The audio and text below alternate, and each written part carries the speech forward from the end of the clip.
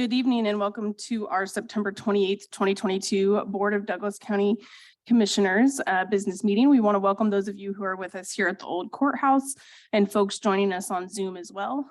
I'm just going to share a bit of information to get us started. Each action item on the agenda will offer an opportunity for relevant public comment about that topic. We ask that you wait until that agenda item that you're here for comes up for discussion. Additionally, near the start of our meeting, we will invite folks to provide general public comment to the commission, which is a time for addressing issues not on today's agenda, but related to general county business. Public comment will not be recorded and shared on the county's YouTube site to ensure compliance with YouTube's content policies. To hear public comment, individuals and residents can join us live on Zoom or here in the courthouse each Wednesday night for our business meeting. We will first call on folks who are here in person, and then we will turn to any online commenters. For folks that are on Zoom, please plan to use the raise your hand function when the time comes and listen for staff to call your name. All comments will be limited to 3 minutes, and we ask that everyone give their full name and Douglas County residence for our meeting minutes. All public comments should be directed to the County Commission. We also reserve the right to mute and remove any speaker who is vulgar, rude, or inappropriate. The public should also know that comments received by the commission during our meeting do not represent the views of Douglas County government. If visual aids are used during the meeting, the presenter will share their screen. Please know that online participants will not be able to view that without a computer, smartphone, or tablet during tonight's meeting, but materials are published online for your reference as well. And lastly, a recording of this meeting will be available on our YouTube page and website. To get us started this evening, we have a proclamation, which is always fun. I'm going to kick it over to Commissioner Willie to read that proclamation for us. And then we'll invite our 4-H guests up to provide any comments you'd like. Just a reminder when you get up to the microphone here to push the button until you see the green light. Thank you. So, whereas 4-H youth across the nation are keeping it green by leading efforts to solve problems in their communities, raise awareness about environmental issues, and make a difference for their future. And whereas 4-H is one of the largest youth development organizations in Kansas and the largest in the nation with over 6 million young people. And whereas 4-H in Douglas County, Kansas claims more than 350 members and more than 100 volunteers. And whereas 4-H, as part of the Kansas State University Research and Extension, is a program where youth learn through opportunities that provide them hands-on experiences in 4-H's mission, mandates of science, engineering and technology, healthy living, and citizenship. And whereas 4-H has connected youth and their communities with the innovative research and resources from our nation's 106 land-grant universities and colleges for more than 100 years. Now, therefore, the Board of County Commissioners of Douglas County, Kansas, do hereby proclaim October 2nd through 8th, 2022 as National 4-H Week in Douglas County, and urges the people of this community to take advantage of the opportunity to become more aware of this special program that enhances our young people's interests in their futures as part of Douglas County 4-H youth development, and to join us in recognizing the unique partnership between our county and our state university system. Thank you, Commissioner Willie.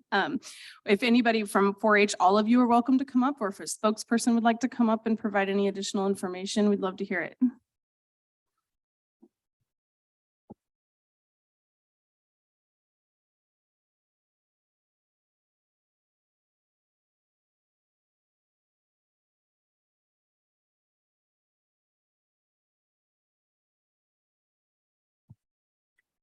My name is Ian Ray. I am from the Four-Leaf Clover 4-H Club.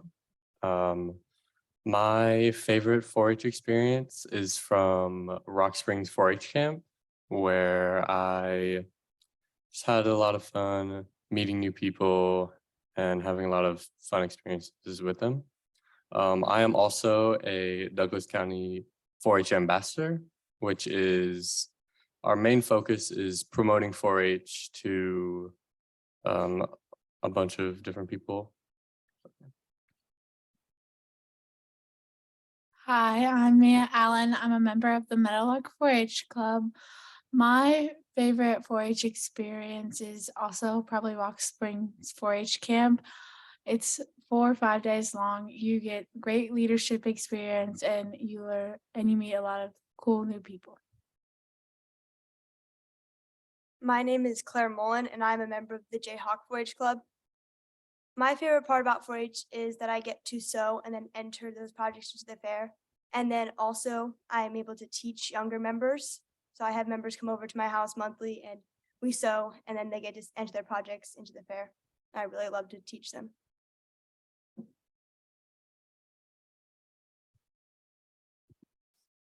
My name is Nikki Harding.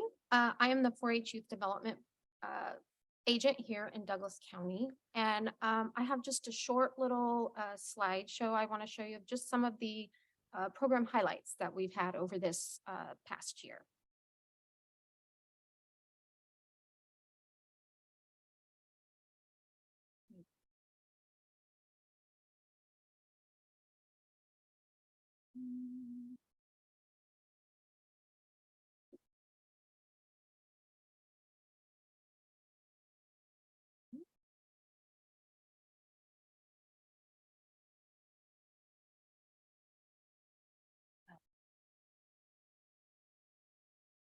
No, that's not it.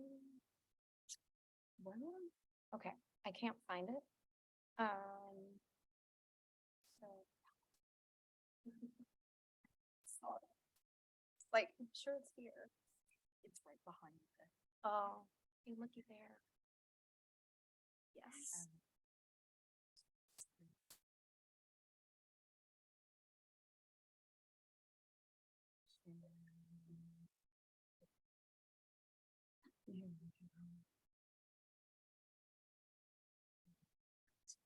Trying to get it to. Oh, it's a PDF, so that's perfect. Oh, that's why. Yep, oh, that's perfect.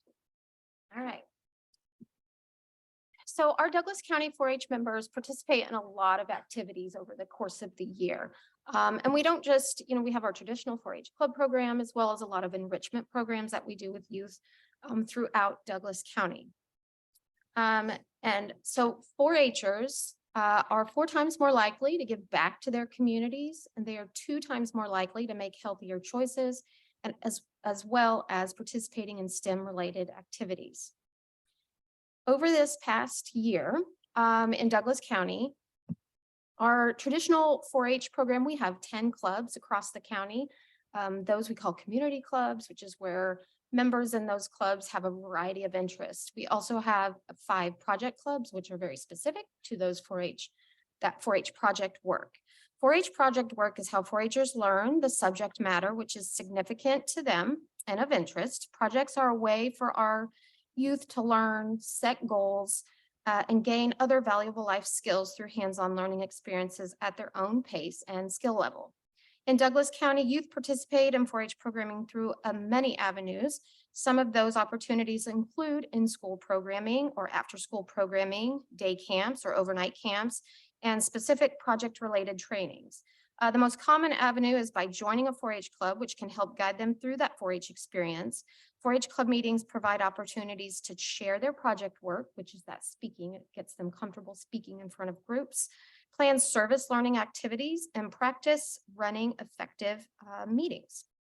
4-H is open to youth 7 to 18 years of age, any youth within that age range. And we also have a Cloverbud program, which is for our 5 and 6-year-olds. That program, they still have those same experiences, but when it comes to specific activities, they're just non-competitive. Another program I would like to highlight, every couple years, we send youth to Washington, D.C., where in this past summer, we sent 12 of our 4-H youth to D.C. As they took part in one of our most premier programs, which is Citizenship Washington Focus. So Citizenship Washington Focus is an extensive citizenship and leadership opportunity for teens 14 to 18 years of age. This is where they gain a better understanding of the legislative process at the local, county, state, and national level, and how their voice and participation in decision-making can make a difference in their local communities. To prepare, our group met monthly for over 2 years. This due to COVID, typically doesn't take that long, but we met for over 2 years to strengthen our understanding of our local, county, and state government, as well as raise funds and serve our community. It also allows the individuals to get to know each other because not all of these youth are in the same 4-H club or participate in the same activities.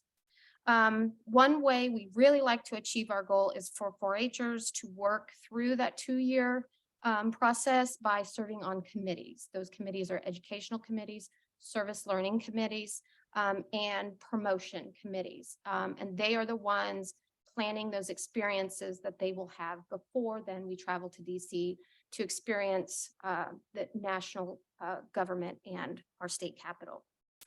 So CWF not only strengthens the young people's understanding of the government civic process, but it also boosts their leadership skills, communication skills, and as well as their confidence. And the last program I would like to highlight, like I mentioned earlier, we offer youth programming through school enrichment programs or after school programs. But in January, Douglas County K-State Research and Extension secured a grant from the Kansas State Department of Education to focus on summer learning opportunities. So in May, we were able to hire 3 interns to conduct those engagement opportunities. So the primary goal for the program was to make up for the COVID learning loss by providing direct educational programs for youth. And this summer, our interns, they collaborated with community partners to offer supplemental programming for youth in the areas of healthy living and STEM, science, technology, engineering, and math. And our interns reached an astounding 1,480 youth over the course of that 12-week program. The KSDE Summer Engagement Program not only funded the 3 intern positions, but it also included a $15,000 programming budget and supplemental curriculum and program supplies, which helped us tremendously. The intern program allowed our team to build staffing capacity during one of our busier time of year. Looking ahead to next summer, we hope to again host this opportunity.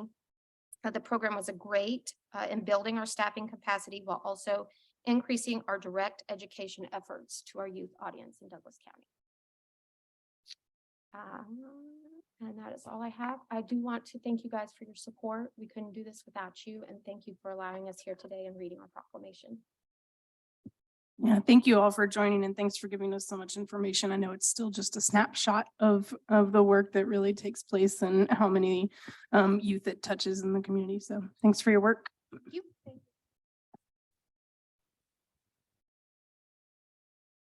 Get a picture.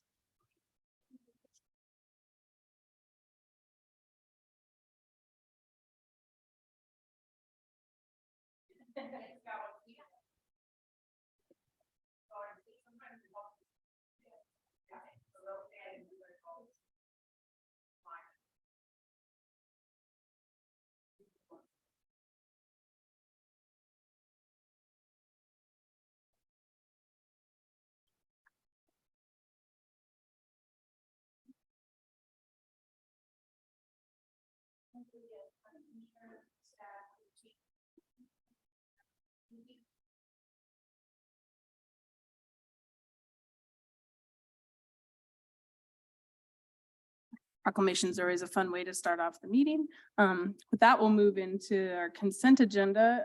Does either commissioner wish to remove anything for further questions or comments? Okay. Does anybody in the public wish to remove anything from our consent agenda today for further comment? Okay. Is there anybody who's raised their hand online? Okay. All right. With that, I would entertain a motion for the remaining item on our consent agenda. Motion to approve item 2 on our consent agenda. Second. All those in favor? Aye. Sarah, do we have anybody available for Public Works? I'm confident that the commission has read the packet, and we already indicated that we don't have any questions. Just want to know if we have anybody available. The Public Works Director is on Zoom if the commission desires to hear from him. Okay. I think I would like to hear just a brief synopsis to make sure that we understand what that is about for the public, and then we'll invite public comment about that item. Moving Chad into the panel.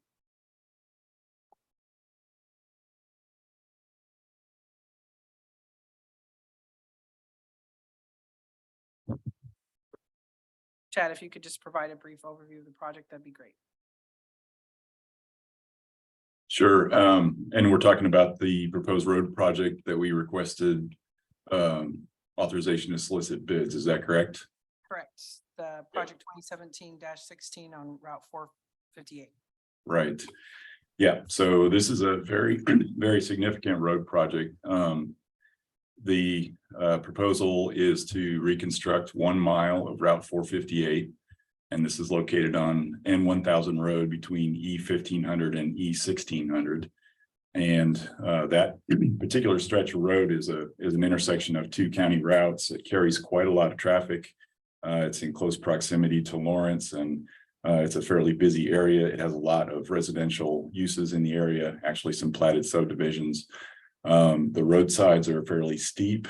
The vertical curvature of the road has a lot of high points that obstruct visibility for traffic. We've got some culverts in the area that need to be replaced. And so this has reached the top of our priority list in our sort of long running program of improving roadside safety.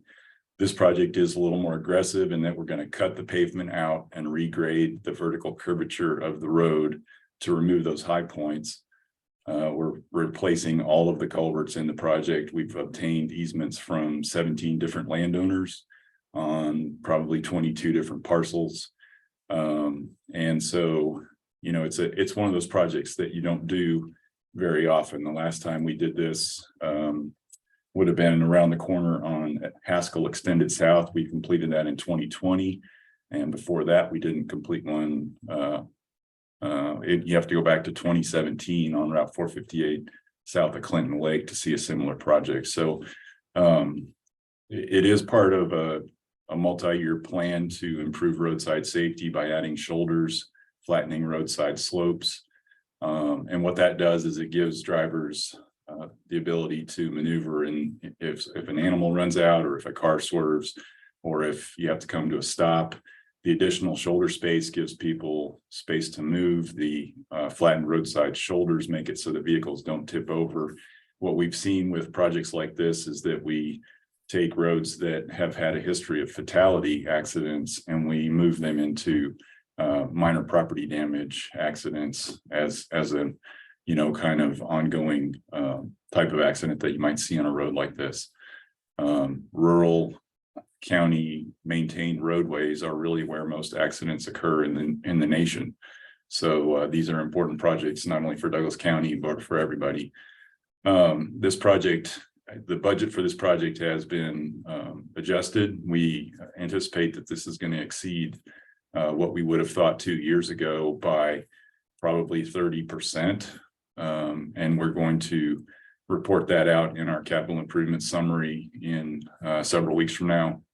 The balance in the CIP is, you know, has funds in there for other projects. And so the nice thing there is that it gives us some flexibility if we run into these, you know, changes in the bid environment and the cost of materials. It gives us the flexibility to cover those costs and keep the program moving forward. So the alternative of waiting long-term is really not recommended, because, you know, we've got a long list of projects that we need to get to, a lot of bridge replacements. And so while costs are a little bit high right now, we still feel like this project should proceed. So with that, I guess, is there anything I'm leaving out, or do you have questions about the proposed project? Thank you, Chad. Excuse me. Thank you, Chad. This is Commissioner Reed. That was a very thorough overview. I appreciate it. And the context of sort of the current climate for bids. So I appreciate the overview. With that, I'll double check if that raised any questions for commissioners. Okay, seeing no indication of such, I will go ahead and open this up for public comment. Michael, since you pulled this item, you have 3 minutes to provide public comment.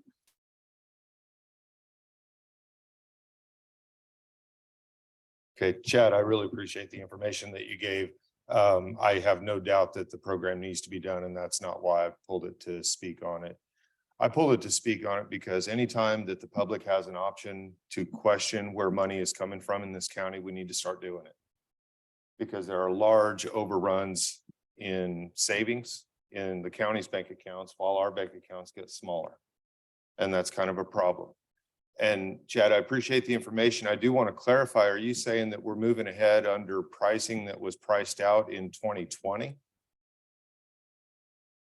Michael, this is an opportunity for you to provide your comments, but it is not a time for back and forth questions. You can Okay. put your comments So and this is where questions. it would be better if we treated the consent items like consent items and not like public comment. And if you had the person that pulled the consent item come up here and express his concerns so that Chad would have the opportunity to clarify whether it's actually, was this placed on the schedule several years ago? And now we're just now looking at the financial expense of it. That's what I'm saying. If we would run this meeting the way it's supposed to be ran, the people could get the information they need. You guys think I'm here just to harass. That's not why I'm here. I'm here to make this meeting more accessible to the public and more understood for the public. And what I understood there is that we're working ahead on money that we planned to spend 2 years ago up against inflation and all this other stuff. And we haven't done any planning for that. That concerns me. And if projects are taking so long to work their way through, that by the time we're looking at what we're going to spend on the project and the time that it actually gets bid out, that the projects are overrun by 30%, then maybe we need to think about how we're timing these projects out and maybe get the bids a little closer to where the money's being approved or where the money's being contemplated being spent. This is our money you're spending. It's not just play money, monopoly money that you guys get a complete wash of every year. It's our money. Thank you for your comments. I appreciate the overview, Chad, and appreciate that this is, as with all things, especially in infrastructure planning, you have to do long-term and long-range planning, and you estimate costs based on information that you have in the present time, but that it is impossible to know what the tangible costs will be when that time comes. So I appreciate that this is a priority project. I think you outlined well why it is a priority project, and am comfortable moving forward. Any further comments from commissioners before I make a motion? Yeah. I apologize. Thank you. I apologize for my mistake. Sometimes I get a little out of order. Is there anybody else who would like to provide public comment on this item?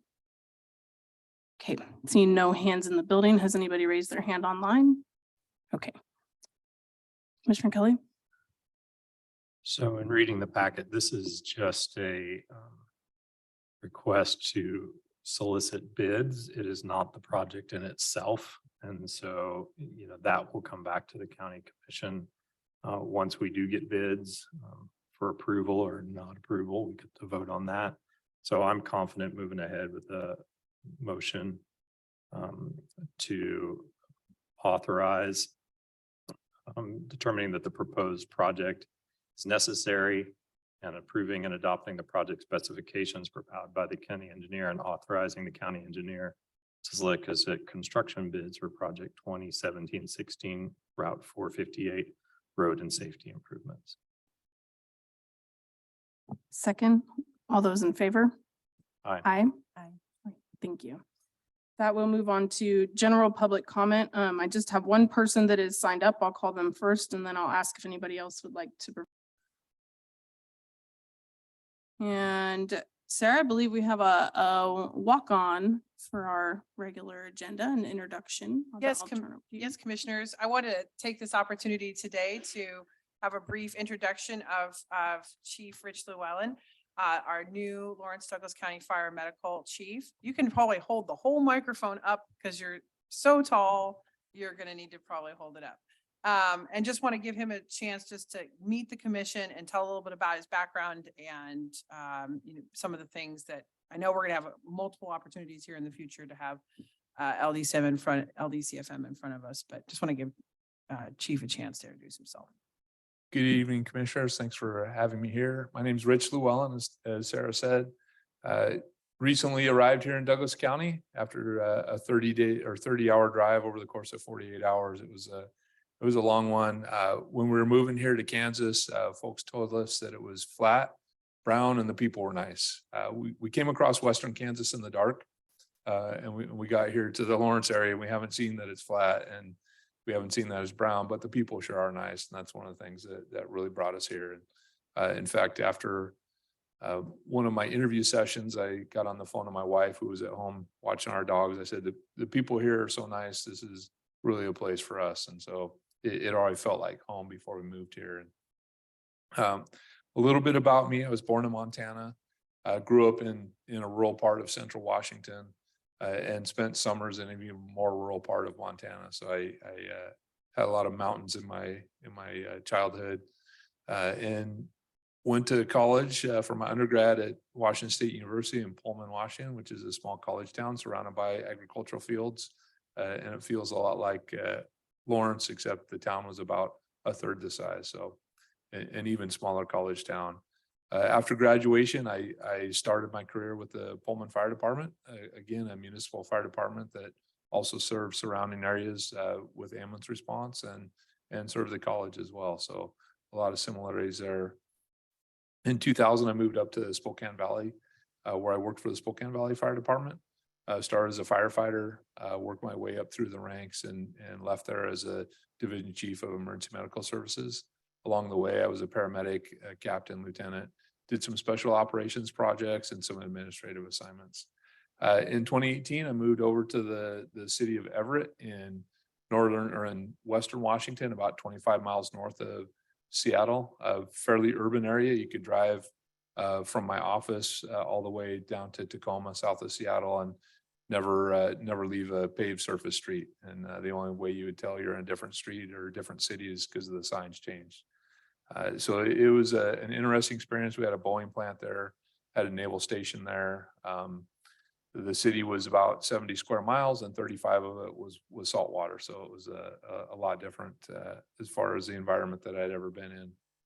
But it was a good place. And what brought me there were the values that were held by the fire chief and his vision. And that's something that brought me here to Lawrence and Douglas County as well, are the values that are held here and the stated values and vision by both the fire medical and also the governance. So I was excited to get here. I didn't know much about Lawrence when I first came. I was a basketball player in the late 80s. And so I knew about Danny Manning and playing at Kansas. We only had 3 channels at home, so I didn't get to watch ESPN, but when I went to visit friends who had cable, I got to watch Kansas play basketball. But once I got here, really fell in love and we liked the area. My wife and I have 5 dogs and we like to travel around and explore different areas. We're looking forward to the Maple Leaf Festival down in Baldwin this fall. My in-laws will be in town. We're going to go visit. And we've been out driving around Douglas County a little bit. We strayed into some of the counties north of here and figured out we were back in Douglas County by both the map and the sign. So we're finding our way around. We think this part of the country is beautiful and we're looking forward to exploring it, and really looking forward to the future here with fire medical. And I think the department's in a great spot. It's had a well thought out past and it does have a plan for the future. I'm excited to put that in place, but also to put my own influence on it. Thank you. Thank you, Chief Llewellyn. We really appreciate you coming and introducing yourself to us. And I'm sure we'll have lots of opportunities in the future to learn more about what the department's doing and about you. If you ever need any tips on some rural county routes to drive, we have some really pretty ones. So, and also Eudora Fest is happening this Saturday, which is similar to the Maple Leaf Fest if you want to check out another community in Douglas County. Okay. I am really excited about the work that's to come and excited to hear about ideas that you've got from your experience in Washington. And I'm especially looking forward to mobile integrated health and how that will move forward and what kind of change that will bring to your first responders and the community at large. So thank you for being here. Yeah, I appreciate that. And if I could comment on mobile integrated health for a minute, we'll have Chief Joels here to give a presentation as it becomes more fleshed out as we get closer to next year. Really looking forward to that, both for the service it delivers to the community, but also for the impact that it has on our responders who are facing increasing call volumes, and if we can kind of carve out a section of patients and the calls that we see and treat them at a lower acuity, I think it benefits both the community and our responders.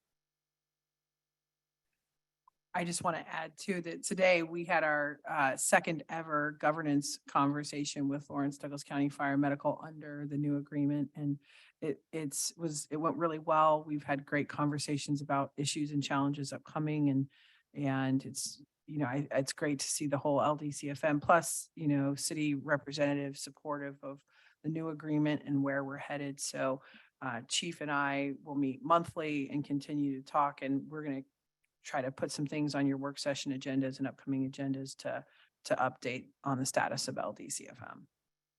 Yeah, one of my early focuses has been, or foci, whatever, has been on really getting out and meeting people, and started attending the Douglas County Fire Chiefs Association meetings, meeting partners in Topeka and Johnson County, and recognizing that we operate in a system. We are somewhat of a bubble here, but we do have neighbors, and it's good to know them before you need them. Any questions or comments from commissioners? Just welcome. Thanks for taking the time to join us. I know Eudora Fest is happening this weekend, but there's a small football game happening as well, and a giant car show. It's not like that every weekend in Douglas County. This weekend seems particularly full, but we're glad that you're here, and really looking forward to conversations. I think the new agreement has really helped us sort of establish structure to talk about improvements, and I think it's important that you're here recognizing that Douglas County is a partner with the city of Lawrence when it comes to fire medical. So thank you for that. Yeah, you're welcome. And I would like to point out that KU is undefeated since my wife and I moved to town. Also, the Call Valley Farm Tour is this weekend, since we're listing things off. Lots of options this time of year. Thank you again, Chief. All right, with that, we'll move on to our scheduled item. And Sarah, are you going to provide this update for us? Yes, commissioners, and I'm going to start off with a bit of an apology. When I originally had put this item on the agenda, I had hoped I would be able to have a more fuller presentation with Dr. George Thompson, the head of the Treatment and Recovery Center. We got our wires crossed, and he is out of town right now and was not able to be a part of a presentation today. So he and I have spoken, and what I'd like to do is, I think we've tentatively scheduled that we could have a more up-to-date, fuller presentation, including folks from the TRC on October 12th. And to provide an update, it's been a bit since we've talked to the commission about the status of the TRC since the ribbon cutting a few months back. So there's lots to update the community on and lots to update the commission on. I know, so I feel bad that we, have this item. And I know there's folks that are listening and have probably come today with hopes of perhaps hearing a little bit more about it. So I hate to postpone that conversation, but I do think if there are things specifically the commissioners want to make sure that Dr. Thompson and I include in the presentation, I'd be glad to take some feedback on those things as we kind of look to put together a more, just an update on how things are going. Thank you, Sarah. Open it up to any questions from commissioners. Sarah, maybe just if you could, for those folks in the public who are here, Dr. Thompson and the could you sort of outline who Dr. Thompson is, what organization he works for, and sort of the county's relationship with Dr. Thompson and Behavioral Health Partners? Sure. So Dr. George Thompson is the medical director of and the head of the Behavioral Health Partners, which was formed in late 2020 to help us talk about how we manage and operate the Treatment and Recovery Center. The Behavioral Health Partners was a partnership of the county and Burt Nash and LMH, serving on a nonprofit board. And so we've been working closely with them on getting the Treatment and Recovery Center up and running. So Dr. Thompson served as the director since this spring. I don't have an exact date in front of me, but he's been the medical director since this spring. So he really has the most up-to-date information in terms of the staff that we've hired, the update on licensure, where we're going in terms of that, how we're looking at beginning to staff operations and how that will work into our entire crisis system of care. So I envision that he will lead a significant part of the presentation on the 12th, and there'll probably be some things that I might add, or our Director of Behavioral Health Projects, Bob Tryansky. And just to add to that, he's not the first medical director we've had at the TRC for BHP. Is that correct? I mean, Yes. Yeah. Yes. Before that, we had a different medical director who resigned his position. And so we hired Dr. Thompson. It was this spring, and he's been serving in the capacity both as medical director and executive director while we moved through completing the construction process and beginning the licensure project, and then preparing the center to open. Any questions from you, Commissioner Mullen? Not especially questions. A lot of the topics that you mentioned, I look forward to hearing more about in terms of the staffing plan, how many people it takes to run a facility like this. And I think the public will be excited to hear kind of a larger layout of the operation that's expected to occur there. So I'm excited to hear in 2 weeks. Thank you. I appreciate the brief update, Sarah, and I think you, as Commissioner Willie said, sort of touched on the main topics that I'm eager to hear about and that I think folks in our community are wondering about.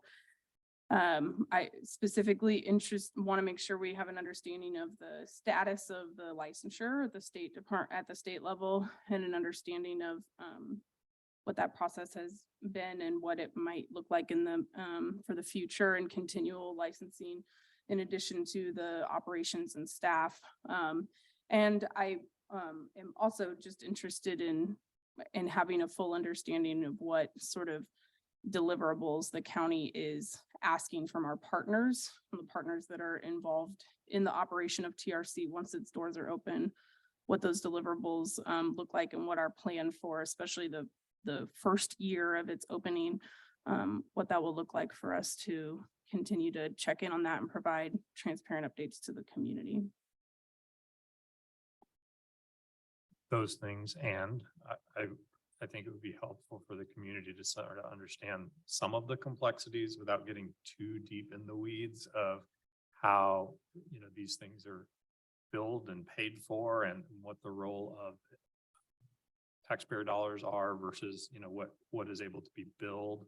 I know we've had quite a change in Bert Nash becoming a CCBHC, and I know that has impacted some of the discussions and maybe slowed down some of the discussions as we sort of understand that. But I think it would be helpful for us to hear and the community to hear that. And then also sort of how we see the structure, you know, who is responsible to whom, I guess, is some of the things that I'd like to hear, and how, if we have concerns about, you know, if there are concerns about the TRC and how that's going, how we address those concerns, and what accountability measures that we have in place so we can make sure we're making good on the deliverables that Commissioner Reed asked for.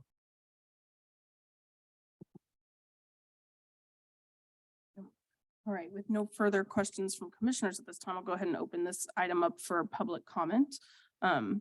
Steve, would you like to provide public comment at this time? Thank you for your patience.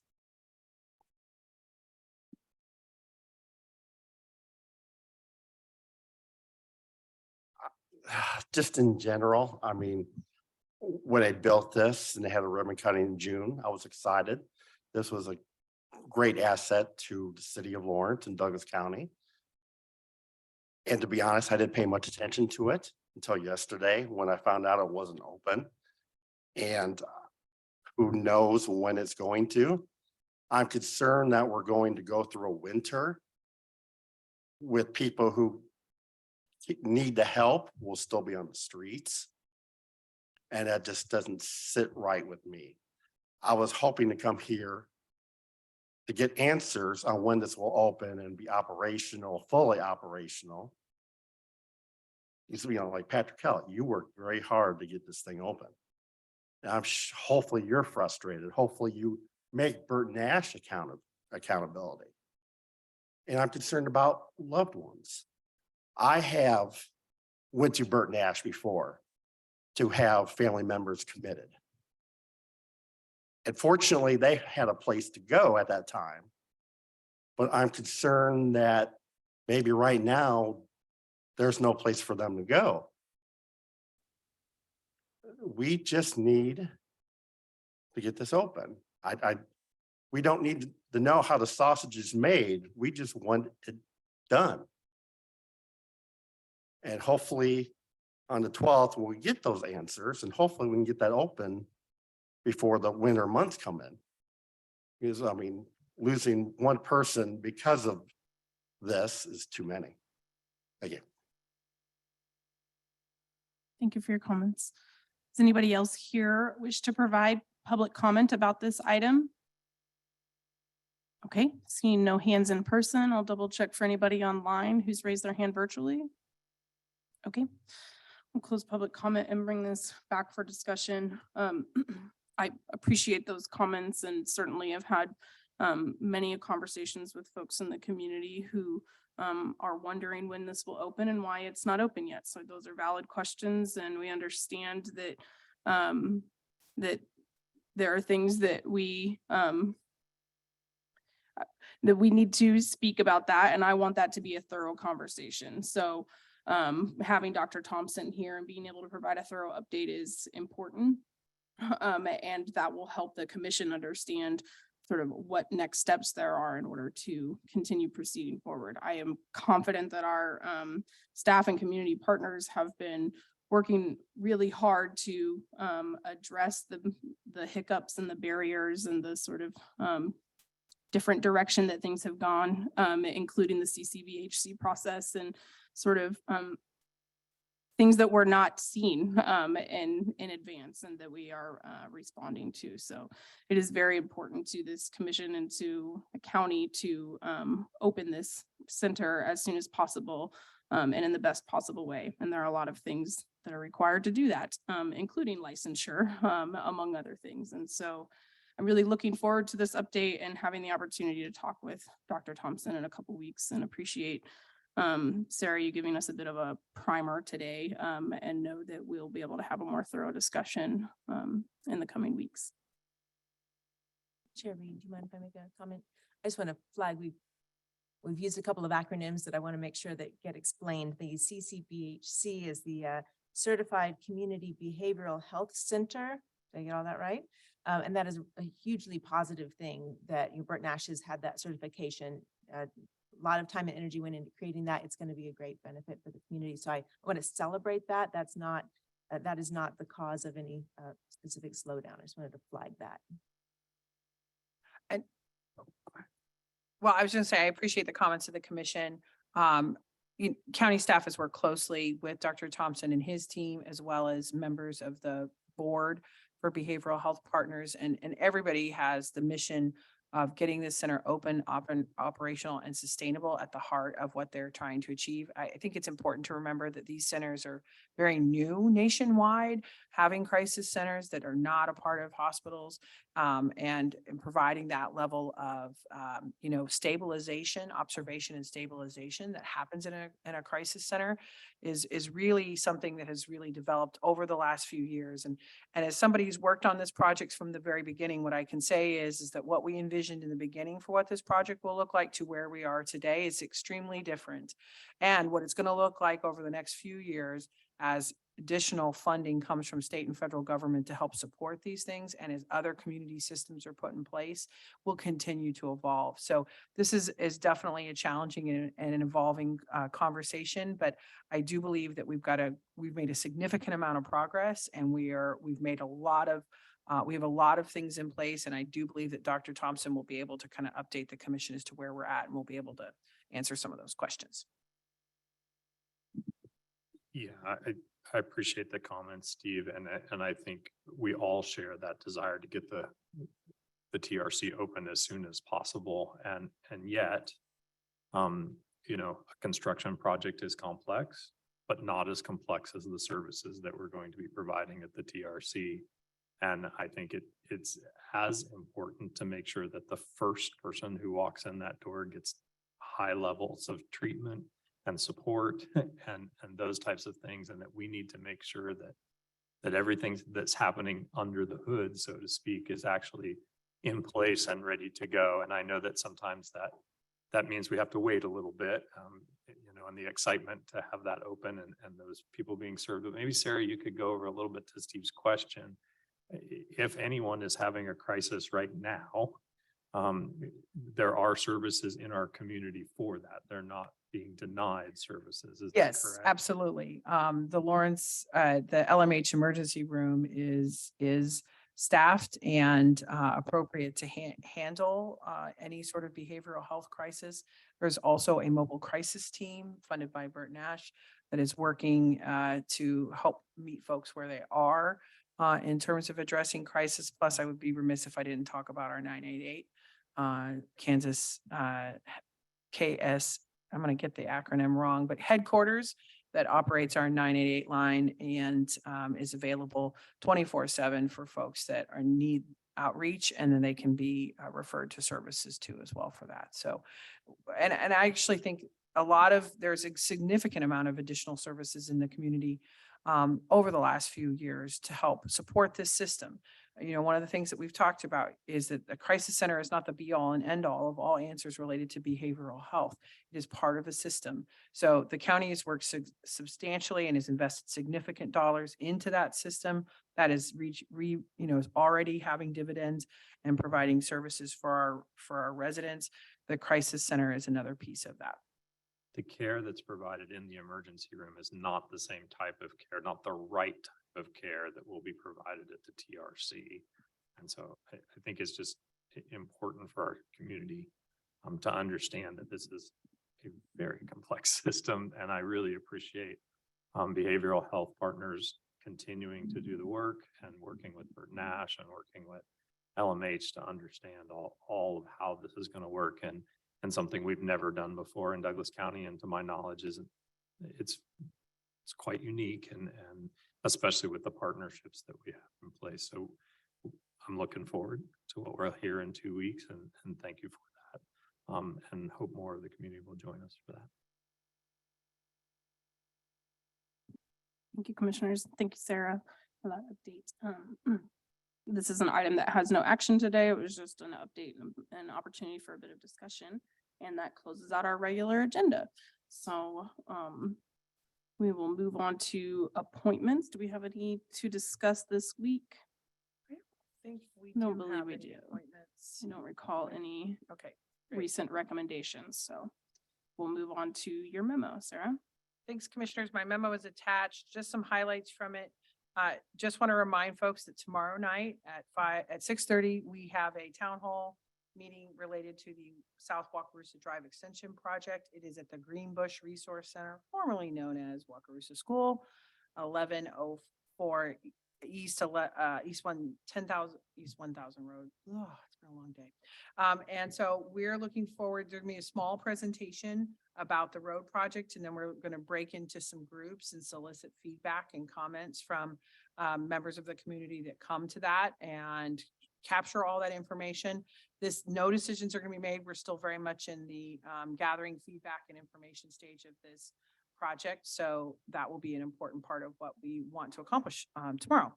In addition to that, I want to point out, and we've had the judges quarterly meeting date on your calendar for the 23rd. That is a date we are planning to not meet as a commission. So I'm going to verify that date still works for the judges. So I might be rescheduling that date. So, and I'll be checking with commissioners in terms of their calendar. And if that date doesn't work. Right now, does it work? I was gonna say, I can indicate that date will not work for me Okay. that week. But certainly if I'm one of many, then please go on. I'll try to see what I can get done.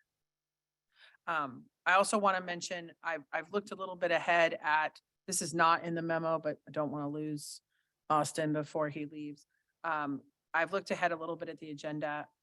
Commissioners, I'm recommending that we cancel next week's meeting. I really don't have anything for the agenda. So that will be, I want to get the notice out that our plan is to cancel the 5th. In addition, I also want to point out in the memo, I have an update there on the transition to the coroner scene investigation team that the sheriff's office has been helping us with in the transition from Lawrence Douglas County Fire Medical to the sheriff's office. So there's a small update in there. I'm pleased to say that that transition has taken place. The sheriff's office currently has 3 full-time staff members and 4 part-time and on-call staff serving the community as a liaison between the coroner in Kansas City and responding to local unattended deaths. So really pleased about how easily that transition with. I want to thank LDCFM for their help with us in this transition process. And then also I want to point out that I want to highlight that sustainability, zoning, and heritage staff have worked with emergency management staff to submit a letter of intent for a FEMA Building Resilient Infrastructure Communities grant. We call those BRIC grants here right now for a very large project about the Wakarusa Greenway and talking about the floodplain issues associated with the Wakarusa floodplain. This is a huge, this is a big ask. It's a very large grant project. If it were to, the letter of interest would be to be accepted. I think it is highly likely that it may not all get accepted. It's a really big ask for these project funds, but I wanted to point out to the commission that, this would dovetail nicely with work that we have upcoming planning on the open space project. We've got a sustainability update planned for you on the 12th. So I think that'll be part of the conversation about open space. They're interviewing consultants to help us manage the open space project this week. So I think there's a lot more to talk about here. And so even if we were not selected to continue in this process with this letter of intent, I'm really proud that we're continuing to work hard in this area to try to get additional resources to bear on how we can talk about preserving our floodplains and open spaces and those types of projects. And then Jill has some additional things added in terms of, for the network, Kansas entrepreneurship tax credits opportunities, and those are included in there as well. So we will have a sustainability update on the 12th at 4:00. And we do have some work sessions upcoming for the rest of October. So that's all I have, commissioners. Thank you. It's a robust memo this week. Appreciate you summarizing all that. Any miscellaneous updates from commissioners or questions for Sarah about any of her updates? Okay, seeing none, we are adjourned. Thanks, everybody. Have a good night.